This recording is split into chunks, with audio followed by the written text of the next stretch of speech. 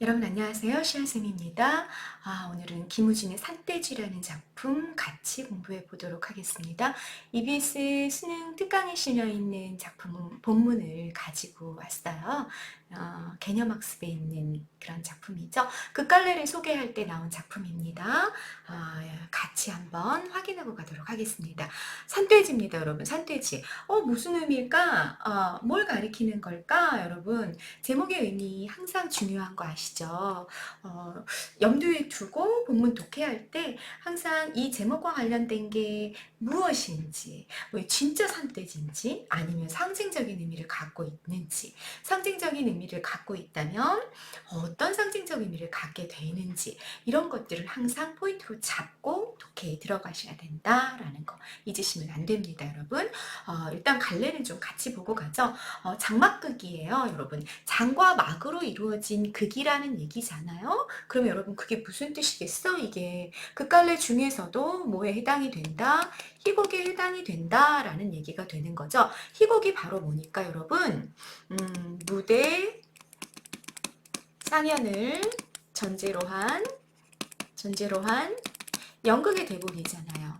그죠? 연극의 대본이야. 연극의 대본인데 이 연극은 무엇으로 이루어집니까? 막과 장으로 이루어지죠. 장면 전환이. 네. 그래서 장막극이다 그러면 이거는 희곡의 대본이구나 라고 여러분들이 생각하시면 되겠습니다. 그리고 여러분 무대 상연을 전제로 하고 있기 때문에 희곡의 기본적인 특징 잠깐만 정리한다면 무대 상연을 전제로 하고 있으니까 여러분 시간, 공간, 인물수 제약이 있겠죠. 그죠? 제약이 있을 거고요. 그 다음에 여러분 무엇과 무엇으로 사건이 전개가 될 거다? 배우들의 대사 그리고 행동으로 사건이 전개가 될 거다. 라는 것도 희곡이 갖고 있는 특징이죠. 세 번째 여러분. 자, 소설이랑 좀 비교해 본다면 여러분 요거는 시제가 어떤 형식으로 진행이 된다. 과거 시제 있다 없다. 과거 시제 없다. 현재형의 문학이다 라고 그래서 우리 보통 극갈래를 이야기하죠. 네, 현재 시제로 이루어져. 니은다나 는다라는 현재 시제를 사용해서 이루어지는 현재형의 문학이라는 거. 그리고 소설보다도 훨씬 더 대립과 갈등이 부각된다라는 거. 대립, 갈등의 문학이다라는 거. 이런 것들이 이제 희곡의 일반적인 특징이 될 겁니다. 하나만 소설이랑 또 한 차이를 좀 얘기한다면 아까 선생님이 2번에서 얘기했던 거 배우들의 대사와 행동으로 사건이 전개가 돼. 여러분 다시 요거를 조금만 구체적으로 설명한다면 소설에서는 작가의 말을 대신 전달해주는 허구적 대리인이 존재합니다. 소설에서 존재하는 이런 허구적 대리인, 다시 말해 소설에서의 발화자를 우리가 뭐라 그런다? 여러분? 서술자라고 얘기하죠. 그래서 여러분 소설에서는 이 서술자가 편집자적 논평, 서술자 개입이라고 표현하는 거 자기 생각이나 자기의 감정을 드러내는 경우들 대단히 많이 볼 수 있었어요. 또는 인물의 심리나 사건 진행에 대해서 서술자가 정리해주고 해석해주는 그런 문장들 직접 제시죠. 이런 것들도 대단히 많이 볼 수 있단 말이에요. 그런데 연극으로 가게 되면 극갈래, 연극뿐만 아니라 연극의 대본뿐만 아니라 시나리오까지 포함해서 극갈래로 가보면 여러분 서술자라는 존재가 있어요? 없어요? 네, 서술자가 없어요. 서술자가.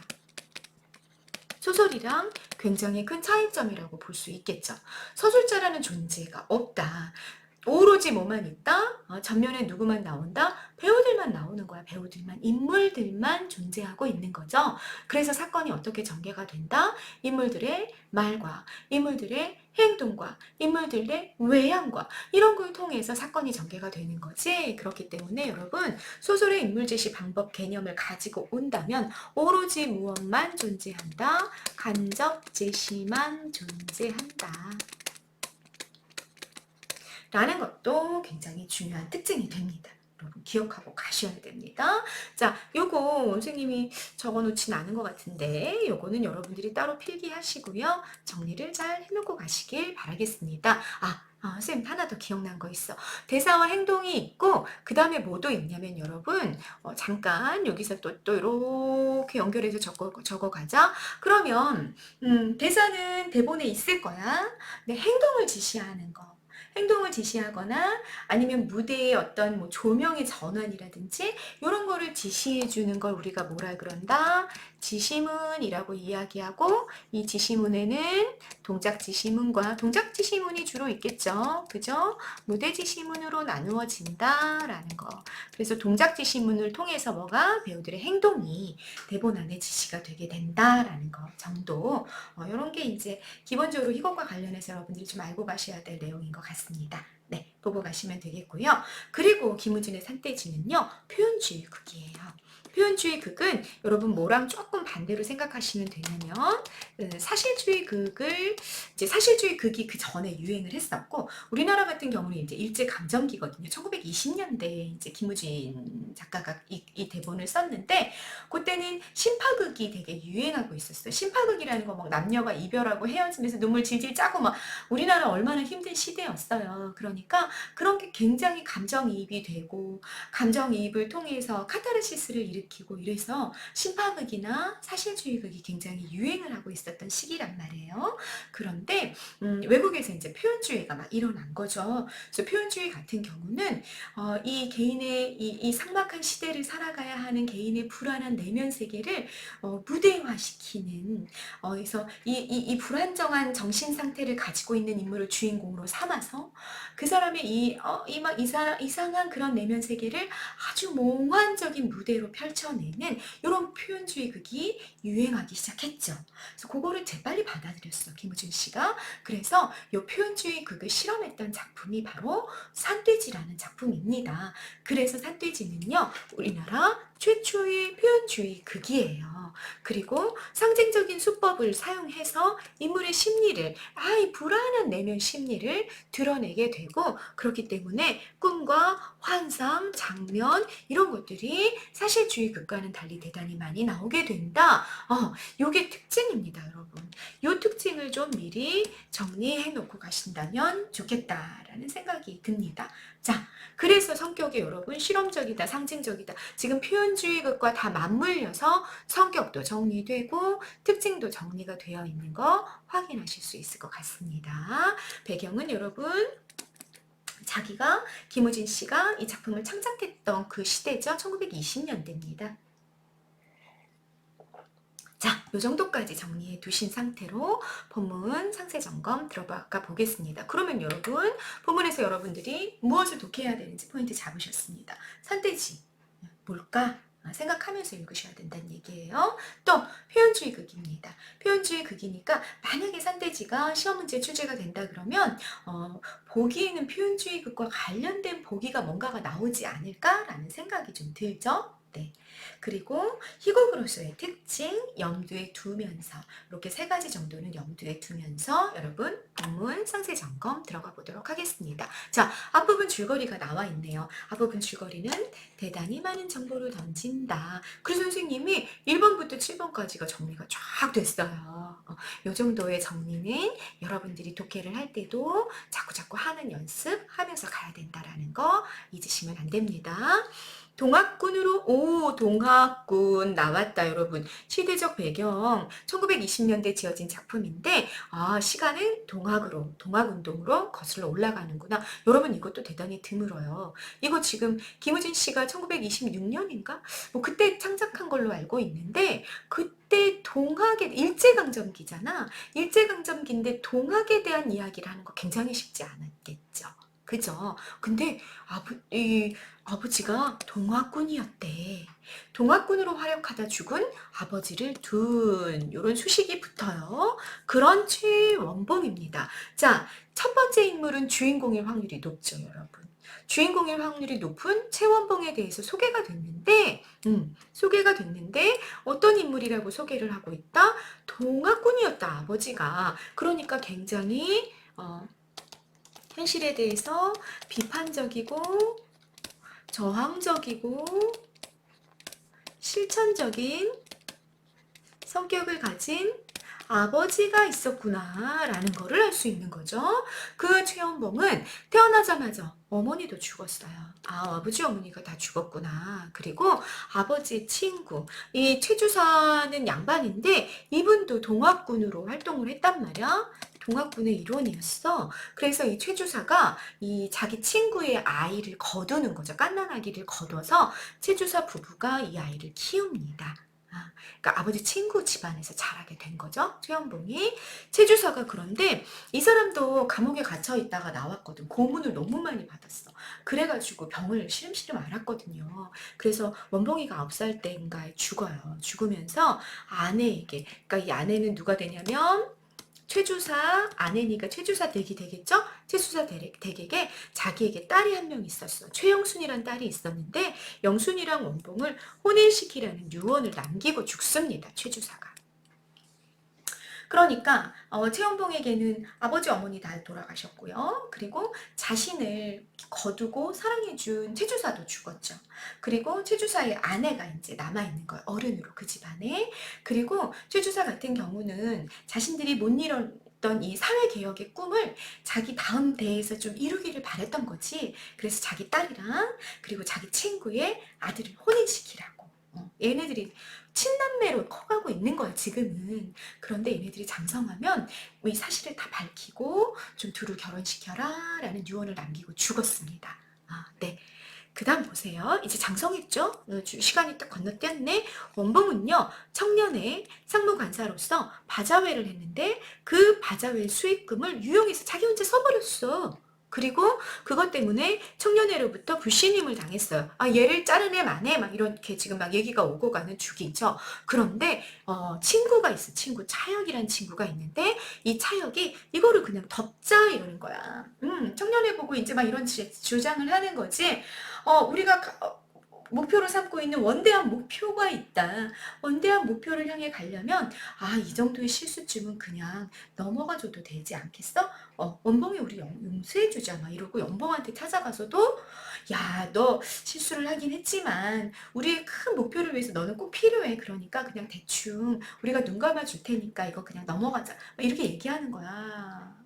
근데 원봉이가 그래? 그렇게 얘기해주니까 너무 고마워했을까? 아니에요. 이 원봉은요, 굉장히 뭐랄까, 뭐 돈을 유용하긴 했어. 공금을 자기가 맘대로 썼죠. 하지만 되게 좀 이렇게 막 꼿꼿하고 강직하고 고집스러운 그런 친구거든요. 그래가지고 차영이가 그러는 순간 막 열이 받는 거지. 아니 뭐라고?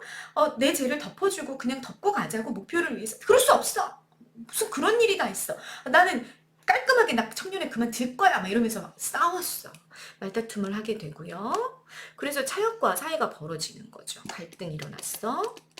그리고 애인 정숙을 떨쳐내는 과정에서 애인 정숙이랑도 어떻게 했어? 갈등이 일어났어. 두 번째 갈등이야. 이거 첫 번째 갈등, 두 번째 갈등. 애인 정숙이랑 헤어져요. 헤어져가지고 그때 이제 산돼지라는 별명을 얻었다. 오이 누구다 여러분. 원봉이가 누구구나. 작품 제목 산돼지구나 라는 거 알 수 있죠. 그죠? 그래서 차혁이랑도 싸우고 막 이렇게 이렇게 덮어주려는 친구랑도 싸우고 애인이랑도 싸우고 막 이러는 걸 보니까 산돼지라는 게 뭔가 여러분 산돼지 하면은 딱 갖고 있는 속성이 뭐야? 길들여져요? 길들여지지 않아요? 길들여지지 않는 야생성의 존재잖아, 1차적으로. 그래서, 이런 별명을 좀 얻을 수 있었겠구나. 뭔가 이렇게 친화적이거나 타협적이거나 그런 성격은 아닌 것 같아. 라는 인상을 앞부분 줄거리에서 받는 거죠. 그리고 몽환병을 알아요. 이게 정신병인 거죠. 정신병을 앓게 됩니다. 그 다음 보세요. 그런데 최주사댁은 최주사댁 여러분 누구인지 아시죠? 친구 아버지가 이제 아버지 친구가 걷어서 키웠고 그 최주사는 죽고 아내에게 이제 혼인을 부탁했었잖아요. 근데 그 최주사댁은 영순에 대한 자기 딸에 대한 애정 때문에 남편의 유언을 비밀에 붙여둡니다. 문제 상황이 발생하고 있는 것 같은 느낌이 드시죠? 뭐 문제 상황 앞에도 뭐 바자회 수익금을 유용했다든지 애인이랑 싸웠다든지 뭐 이런 거 다 문제 상황일 수 있겠지만 본문 읽어보시면 여러분 이 본문과 연결해서는 이 뒷부분의 갈등이 굉장히 중요합니다. 뒷부분의 갈등 잡으세요. 최주사댁이 남편의 유언을 비밀에 붙여두고 영순을 자기 딸을 차혁 누구였어? 원봉이 친구였잖아. 차혁과 혼인시키려고 합니다. 네, 이게 문제 상황이다라고 잡으시면 되겠습니다. 원봉은 영순이 친동생이 아님을 알고 있어요. 뭘 통해 아냐면 여러분 이게 표현주의 극이었잖아. 꿈을 통해 알아요. 꿈을 통해. 반면에 영수는 원봉을 친오빠로 알고 있어요. 그러면 여기서도 뭔가 정보의 격차가 존재하고 있구나 라는 거 잡으실 수 있을 거고요. 그리고 원봉은 꿈속에서 병정에게 맞아 거꾸러지는 어머니를 봅니다. 네, 여기까지 해서 앞부분 줄거리가 끝나 있습니다. 자, 이거 가지고 여러분 우리가 어떤 정보들을 정리할 수 있는지 선생님이 1번부터 7번까지 만들어 놨어요. 한번 훅 훑고 갑니다. 원봉 누구다? 주인공이다. 어떤 인물인지 정리했고 동학군인 아버지와 어머니를 두고 있구나. 그리고 얘가 꿈속에서 자꾸 이 두 분이 죽는 모습을 본단 말이야. 저항적 기질을 갖고 있을 것이다 라는 거 알 수 있고요. 최주사 죽기 전 남긴 유언의 내용이 있었고 그것 때문에 문제적 상황 나타났어. 최주사의 아내가 남편의 유언을 비밀로 하고 자기 딸을 원봉의 친구인 차혁과 혼인시키려고 하는 문제 상황이 나타나는 거 확인하실 수 있었고요. 그리고 그거 전에 원봉이 친구 차혁과 갈등을 불러일으킨 또 다른 사건, 청년의 상무 관사로 원봉이가 있으면서 50원을 자기 맘대로 써버렸단 말이지. 그걸 덮어주려는 차혁과 그거 덮어주는 거 되게 불쾌해. 나 그만두겠어. 이렇게 이야기하는 원봉의 갈등이 있었고 그 다음 갈등 주인공과 관련해서 애인 정숙과 헤어지는 사건도 있었다. 그리고 그 과정에서 원봉은 산돼지라는 별명을 얻었다. 자, 6번 별표 3개 체크하고 가십니다. 현실에 대한 적응이나 수능, 타협하는 거 이런 거 다 떨어져. 고집스럽고 거칠고 저돌적이고 비타협적이고 부정적인 현실에 저항적인 성격을 가질 수 있을 거라는 거를 원본과 관련된 정보들이 종합이 되면서 산돼지의 의미가 나타났습니다. 됐죠? 중요하다는 거 잊지 마십니다. 자, 7번.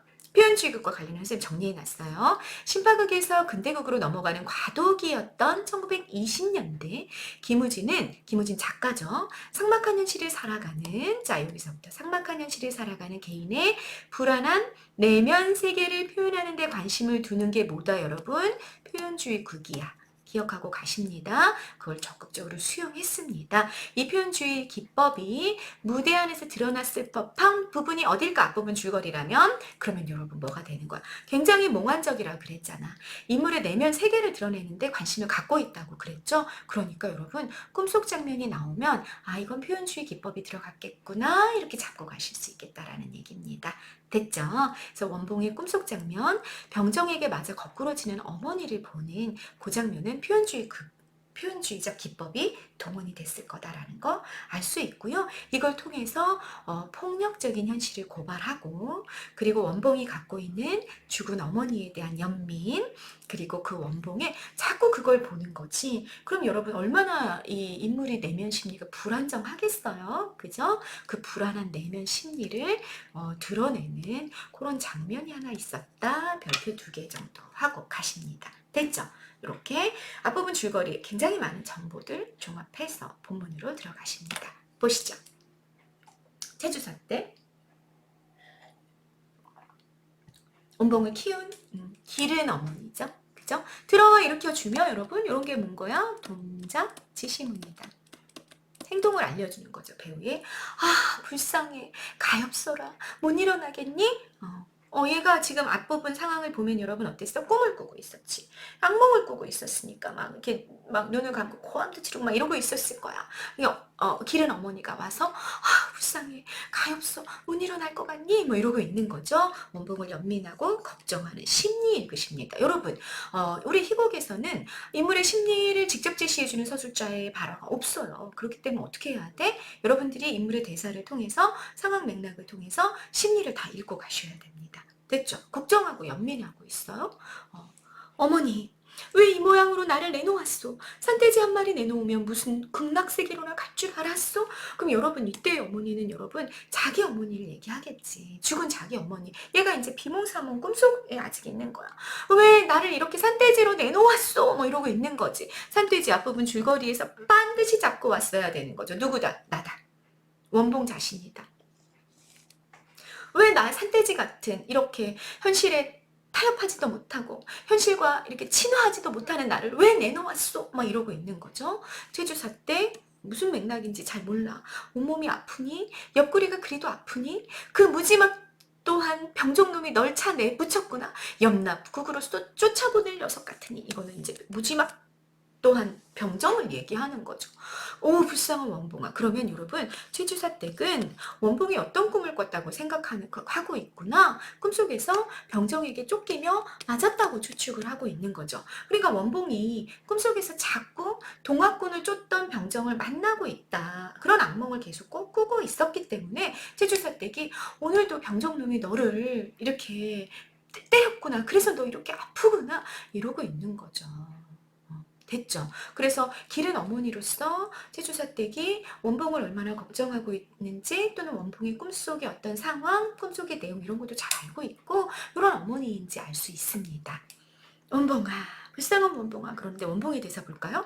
당신한테서 여러분 당신이 누구야? 최주사댁이야. 뭐야 이거? 왜 당신이라고 부르는 거야? 원봉이 엄마라고 불러야지. 왜 당신이라고 불러? 그러면 원봉이가 최주사댁에게 심리적인 거리감을 느끼고 있구나라는 거 알 수 있죠. 당신한테서 불쌍하다는 소리 듣기 싫어요. 무슨 심정으로 날 내놓았느냐 말이요. 대답 좀 해요. 여러분 이런 거 보니까 굉장히 부정적이고 냉소적인 거부 반응을 보이고 있는데 지금 여기서는 착각하고 있구나. 이 꿈속에 어머니랑 실제 최주사댁을 약간 혼동하면서 나를 왜 이렇게 키웠나 뭐 이런 의미로도 읽을 수 있겠고 아직 이렇게 혼동하고 있는 것처럼 보이는 불쌍하다는 얘기 듣기 싫고 도대체 왜 나를 이렇게 사랑하도록 하고 있냐 이렇게 이제 막 이렇게 강하게 저항하는 반항하는 그런 원봉의 대사가 나왔습니다. 이 인물이 얼마나 조금 심리적으로 불안정하고 이렇게 화도 많고 이런 인물인지 여러분 아실 수 있겠죠?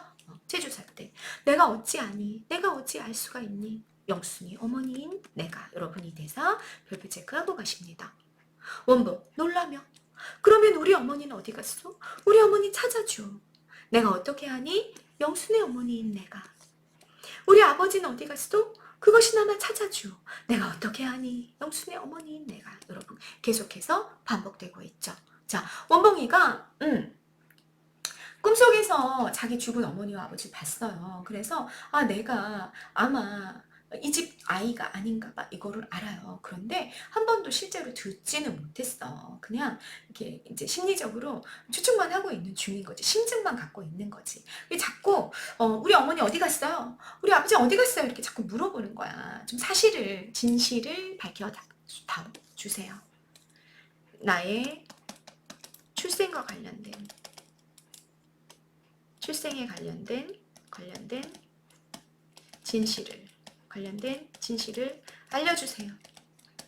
하고 있는데 최주사댁이 나 몰라. 영순의 어머니인 내가.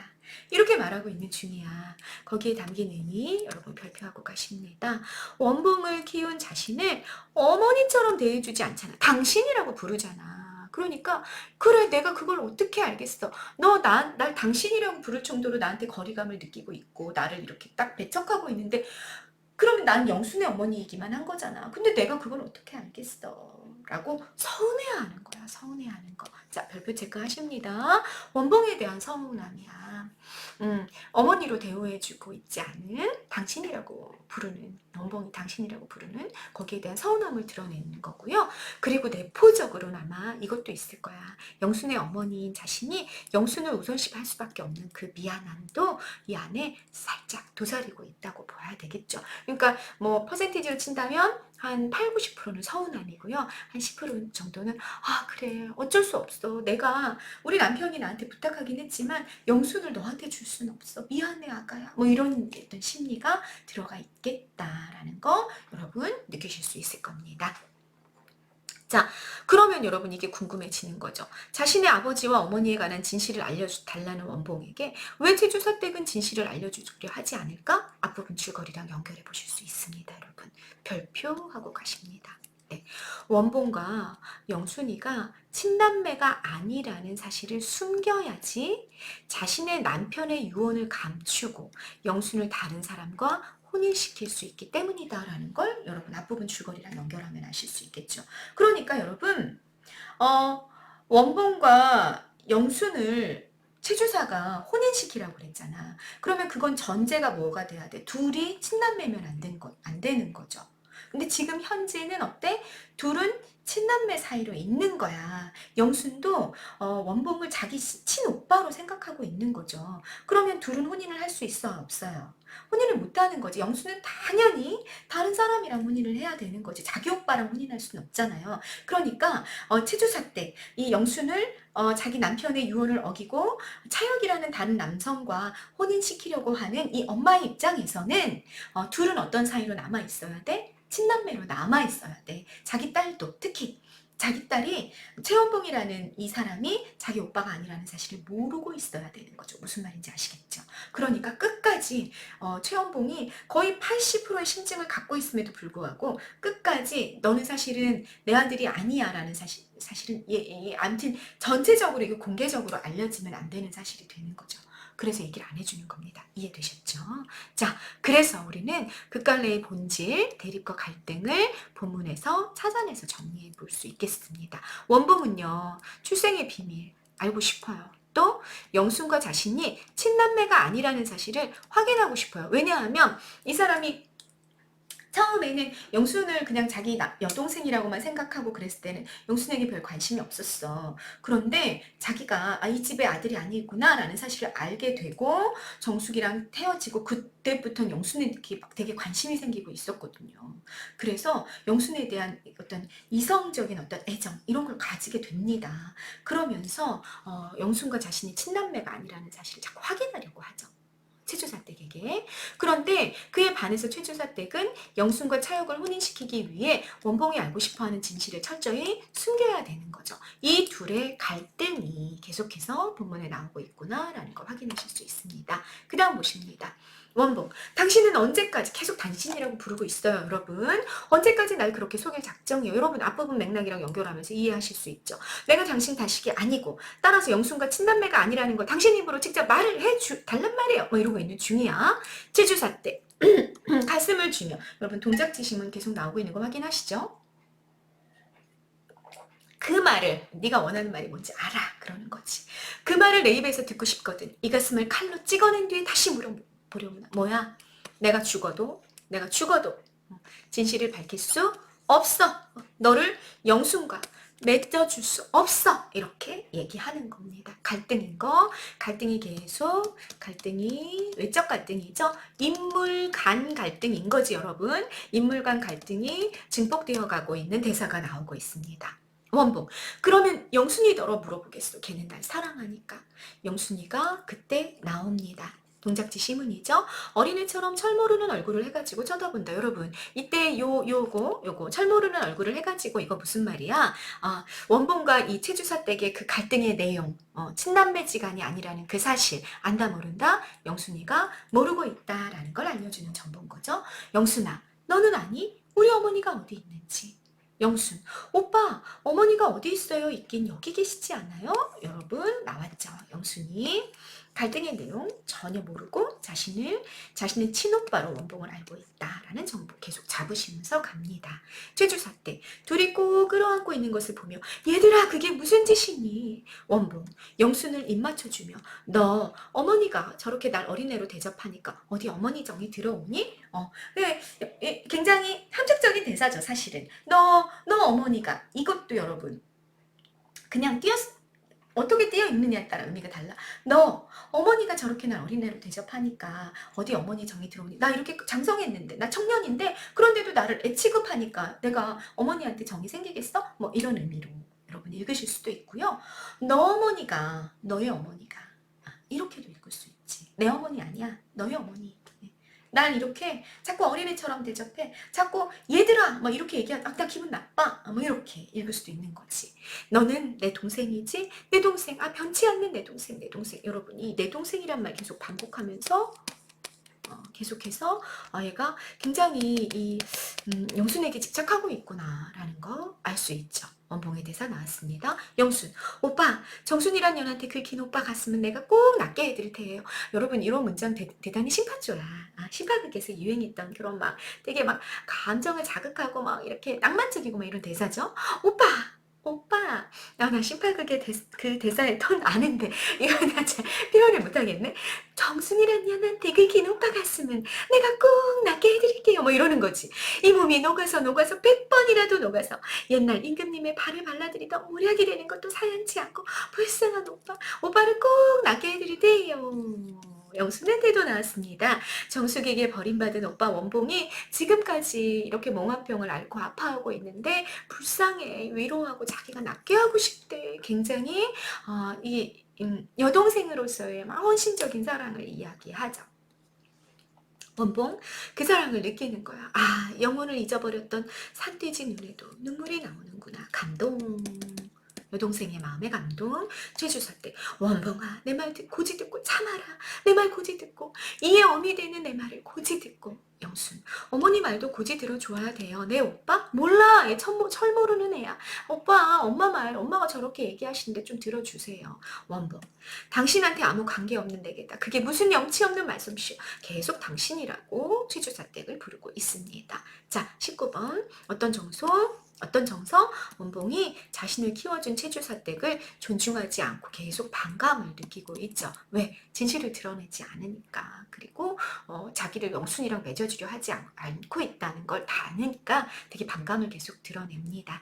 자, 원봉의 이런 반감의 정서가 들어있는 지시어가 뭐였다? 당신이었다. 또는 띄어쓰기에 따라서 너 어머니 이런 표현도 여러분 반감을 드러내는 걸로 읽을 수 있겠습니다.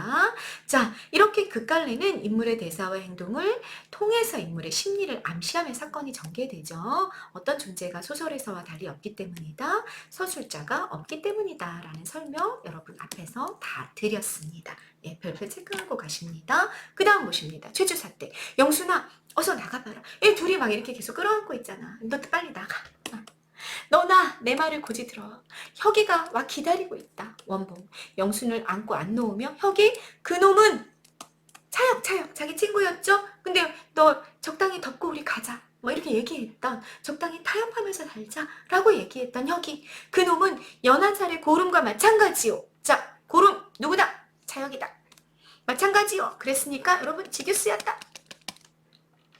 차역을 빗댄 말이야. 대상을 향한 원봉의 플러스 마이너스의 정서, 차역을 향한 적개심, 분노, 차역이 썩어 빠진 고름이니까 인물이라는 원봉의 생각이 담겨있죠. 타협을 하라 그랬어. 걔는 나빠 이러는 거지.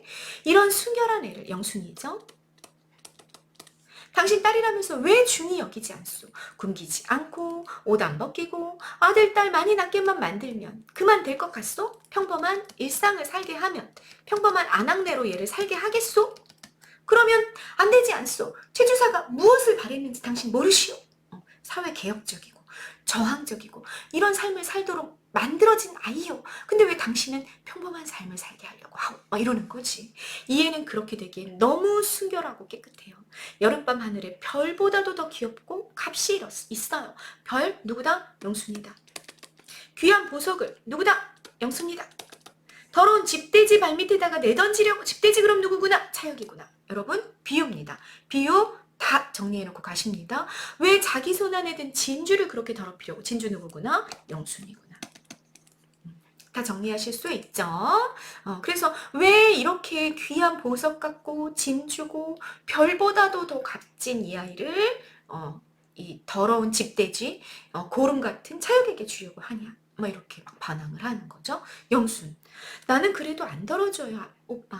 나는 결코 안 더러워질 테예요. 오빠만 안 잊어버리고 있는 동안은 영원히 안 더러워질 테예요. 오빠, 괜찮아. 오빠 왜 그래? 난 차역에게 가도 난 더러워지지 않을 거예요. 오빠가 날 이렇게 사랑해 주시는 걸요? 막 이러고 있는 중인 거지.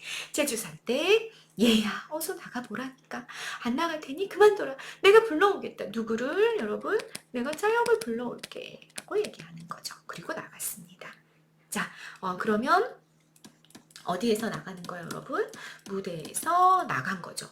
그러면 여기 무대, 이 뒷부분부터는 무대 위에는 누구만 있구나, 무대 위에는 영순이랑 원봉만 있구나 라는 거 알 수 있는 지시문이 나왔습니다. 자, 23번부터 쭉 정리합시다, 여러분. 원봉의 대사에서 차역을 고름이라고도 말했고 더러운 집돼지라고도 말했어. 그러면 여러분, 집돼지라는 거는 야생성이 거세가 된 거죠.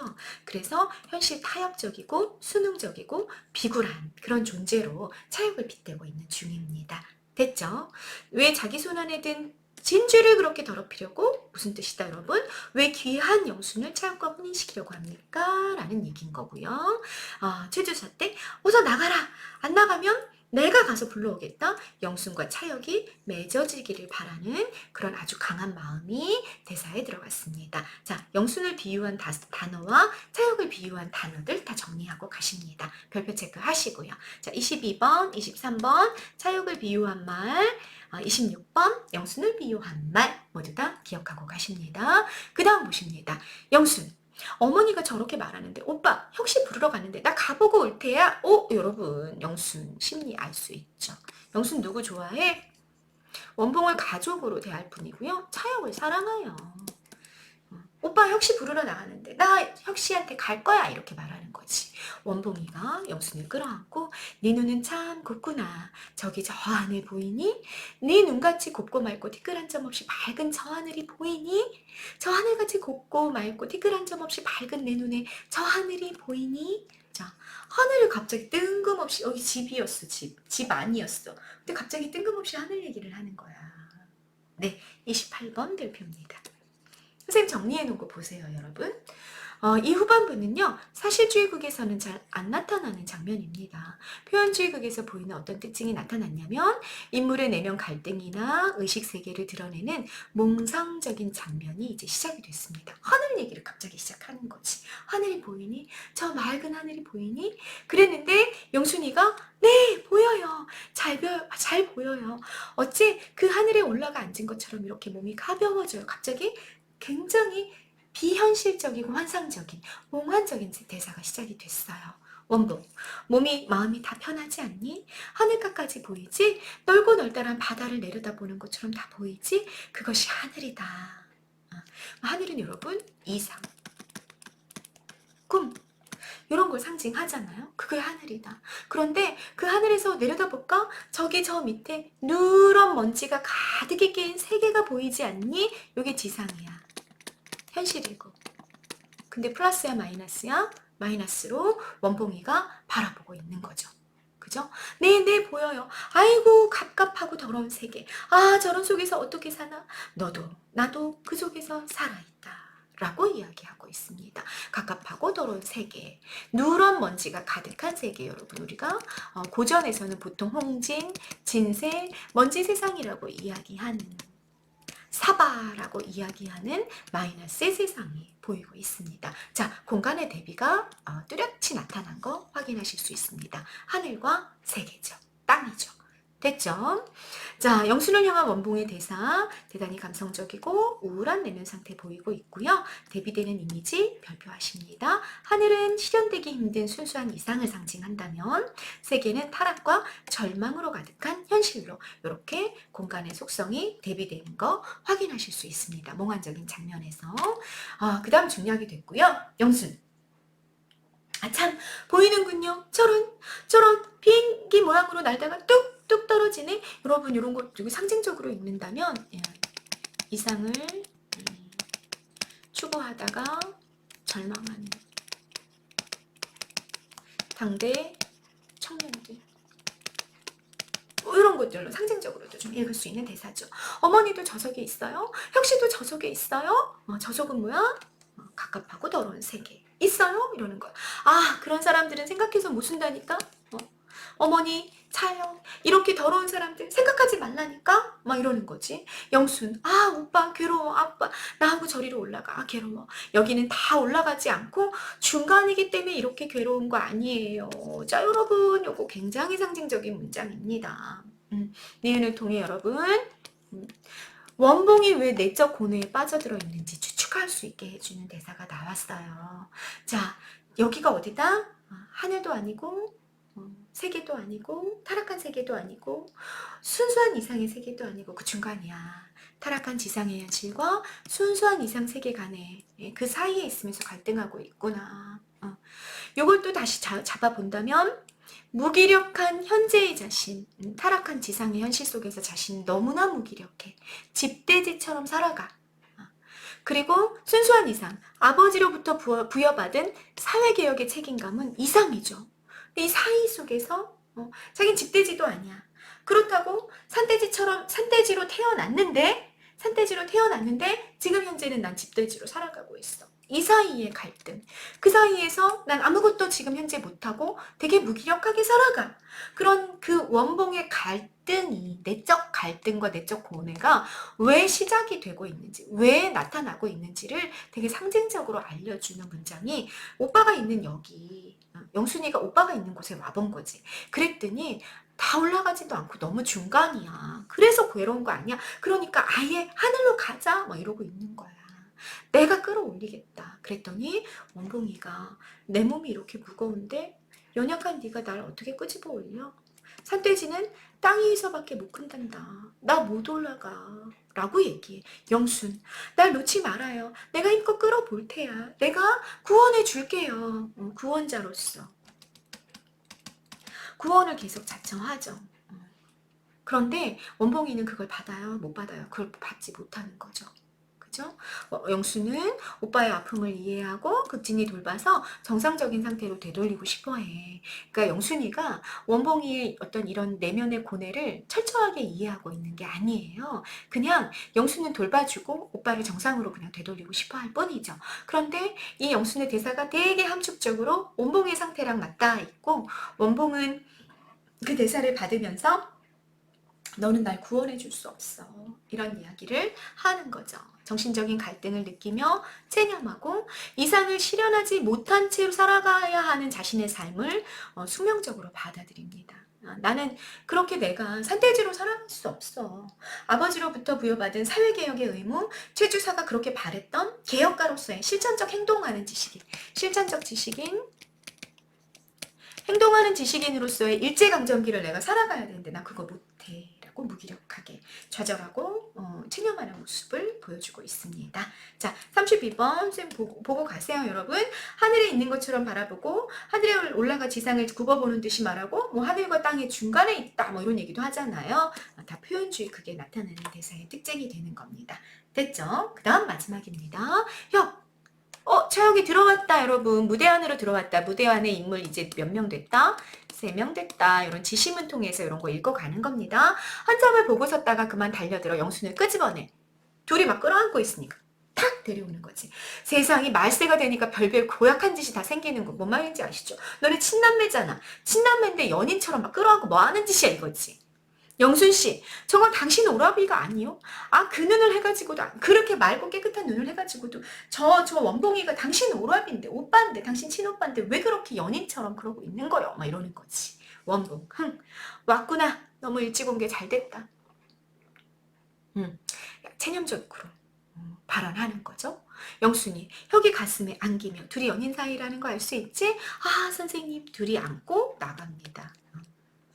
무대 밖으로 둘은 사라졌어요. 여러분 희곡이기 때문에 무대 안에서 이루어지는 게 뭐고 이 무대 안에 인물이 누가 있고 이런 것들을 계속 잡고 있어야 된다 그 얘기야. 원봉 데려가거라. 산돼지한테 맡겼다가 산돼지 뱃속밖에 못 치워준다. 대단히 자조적인 자기 조롱하는 자기는 산돼지로 태어났지만 이 더러운 세속 속에서 무기력하게 살아가. 그러니 나랑 있는 게 영순에게 뭐가 그렇게 도움이 되겠어? 이러고 있는 거죠.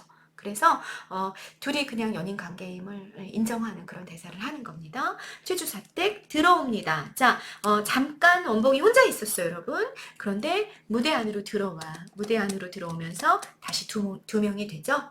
내 말 고지 안 듣더니 그거 봐라. 그래도 너를 갓난의 때부터 기르던 애미가 아니니. 자, 여러분, 최주사댁 정보 노출됐습니다. 친엄마가 아니라는 사실을 원봉이 이미 알고 있죠. 최주사댁이 친아들이 아닌 원봉을 갓난한 일 때부터 키워온 자신을 존중해서 자기 뜻을 좀 따를 것을 요청하는 거야. 너를 갓난아기 때부터 기르던 내 어미잖아. 내가 기른 정이 있고 너를 지금까지 길렀잖아. 그러니 내 말을 따라다오.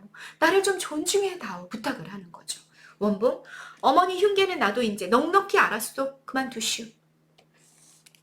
흉계 뭔지 알죠? 최주사의 유언을 어기고 영수를 차역과 혼인시키려는 최주사댁의 생각? 나 알았어 이제. 이러니까 그만해. 나 당신 뜻이 뭔지 이제 알겠으니까 내가 그거 따를게. 그래 알았어. 이러고 있는 거죠. 최주사댁, 내 말을 고지 들어야 한다. 너의 어머니는 너를 낳고 하룻밤을 못 새고 죽어버렸다. 그때부터 영순이 아버지 최주사죠? 최주사, 인정에 끌려 너를 길러온 어미가 아니니 나를 존중하고 영순과 차역을 인정해다오. 이렇게 계속 부탁하고 있는 최주사댁의 대사가 나오면서 끝났습니다. 됐죠? 영순과 차역의 관계를 암시하는 지심은 이런 것도 보고 가시고요. 원봉의 대사, 자조적인 대사 나왔다라는 것도 잡고 가시고요. 엄마랑 대사하는 것도 보면, 최주사댁과 대사하는 것도 보면 원봉이 이제 거의 자포자기적으로 원봉과 영순과 차역의 관계를 인정하겠다라고 이야기하는 거, 이런 것까지 여러분 확인하실 수 있었습니다. 네, 됐죠? 본문은 여기까지 끝나 있어요. 41번 별표 3개 하고 가십니다. 본문 외의 중요 맥락, 산돼지랑 꿈의 상징성과 기능은요, 이 작품에서 굉장히 중요해요, 여러분. 그래서 좀 알고 가시면 좋을 것 같습니다. 산돼지, 자, 정리된 거 한번 보시죠. 작품의 제목이며 주인공의 최연봉의 별명이었습니다. 대단히 저돌적이야. 앞뒤 가리지 않는 거지. 그리고 타협하지 않고요. 그런 원봉의 성격을 빗댄 표현이고, 또 산에서 살아야 할 산돼지가 집돼지처럼 집안에 갇혀 무기력하고 답답한 상태에 있다라는 걸 굉장히 부각해. 그러니까 원봉의 상황, 산돼지인데 집돼지처럼 살아야 하는 원봉의 상황을 부각하는 말인 거죠. 자신에게 주어진 현실개혁에 대한 사명감, 이거는 산돼지야. 현실적 무기력함, 이건 집돼지로 표현이 되곤 하는데, 이 사이에서 정신적 갈등을 느끼는 원봉의 모습이며, 동시에 일제강점기에 대부분의 지식인들이 가지고 있었던 좌절을 상징하는 게 산돼지라는 제목이겠다라는 얘기입니다. 이 어떤 꿈도 꾸냐면 원봉이가 산돼지인 아버지가 나타나. 그리고 원봉에게 이렇게 갑자기 이렇게 산돼지를 또 이렇게 벗어요. 산돼지 탈인 거야, 그러니까. 산돼지 탈을 이렇게 벗어가지고 자기한테 이렇게 막 씌워주려는 그런 꿈도 꾸거든요. 근데 그렇게 막 내가 현실 개혁의 의무를 가지고 있는 지식인인데 난 이렇게 일제강점하에 무기력하게 살아가. 이게 얼마나 이 정신적인 갈등이 심했을까? 얼마나 괴로웠을까? 이런 괴로움을 정말 서정적으로 표현한 게 윤동주이지 않았을까? 근데 윤동주의 그 내적 갈등, 식민지 지식인으로서 실천하는 지식인으로 살고 싶은데 난 현실에서 너무나 무기력하게 살아가는 이 내적 갈등을 시에서 윤동주가 너무나 서정적이고 아름답게 표현했다면, 김우진이라는 극작가는 이렇게 산돼지라는 표현지의 극을 통해서 일제강점기에 이 지식인의 갈등을 표출했구나, 이런 것들 우리가 읽어볼 수 있겠죠. 됐죠? 정리하고 가십니다. 꿈! 어떤 기능을 할까요? 원봉은 꿈속에서 본 환상을 통해 출생의 비밀, 또 자신에게 주어진 숙명, 이런 것들, 현실 개혁의 아버지의 뜻, 이런 것들을 모두 다 꿈을 통해 알게 돼요. 그리고 마무리 부분에서는요, 또 꿈에서 깨어난 후에 갈등을 빚고 있던 주변 인물들과 다 화해합니다. 그리고 마무리 부분에서 자신이 가야 할 길을 모색하게 됩니다. 그래서 인물 간 외적 갈등과 내적 갈등이 마무리 부분이야, 여러분. 이 부분은 아니고요. 작품의 결말 부분에서는 모두 다 해소시키는 계기가 되는 게 또 꿈이 됩니다. 그런데 마무리 부분에서 이제 자기가 가야 할 길을 모색하면서 끝나기는 하지만, 그것이 구체적으로 드러나지 않으면서 그냥 마무리가 돼요. 그래서 좀 현실적인 한계가 있다라고도 평가받는 작품이기도 합니다. 자, 해제만 여러분 좀 확인하고 가세요. 주제 별표 5개 하고, 여러분 그래서 주제가 뭐다? 주어진 숙명. 뭔지 아시죠? 산돼지로서 주어진 숙명, 현실 개혁, 사회 개혁이죠. 현실, 굉장히 무기력하게 살아가야만 하는 현실과의 괴리. 괴리는 무슨 뜻 여러분? 어긋남이라는 뜻인 거 아시죠? 어긋남으로 인한 식민지 지식인의 방황과 좌절을 그리고 있는 작품이 산돼지라는 작품이다 라는 겁니다. 해제. 1920년대 일제강점기를 배경으로 자신에게 주어진 숙명과 현실적 무기력함 사이에서 극심한 갈등을 겪는 식민지 지식인의 모습을 대표하는 대유적 존재가 누구구나? 대유적 존재가 최원봉이구나. 그걸 담은 희곡이다라는 거. 또 몽환 장면, 꿈속 장면 이런 것들이 주인공의 내면 세계를 굉장히 효과적으로 보여주고 있다라는 거 여러분 마무리로 잘 정리하고 가시면 되겠습니다. 줄거리는 읽어보시면 될 것 같고요. 이 정도가 정리가 되면 산돼지라는 게 어떤 작품인지는 잘 정리가 되셨을 것 같습니다. 주관식 테스트 한번 치러보십시오. 네, 이번 영상 여기까지 찍겠습니다. 감사합니다.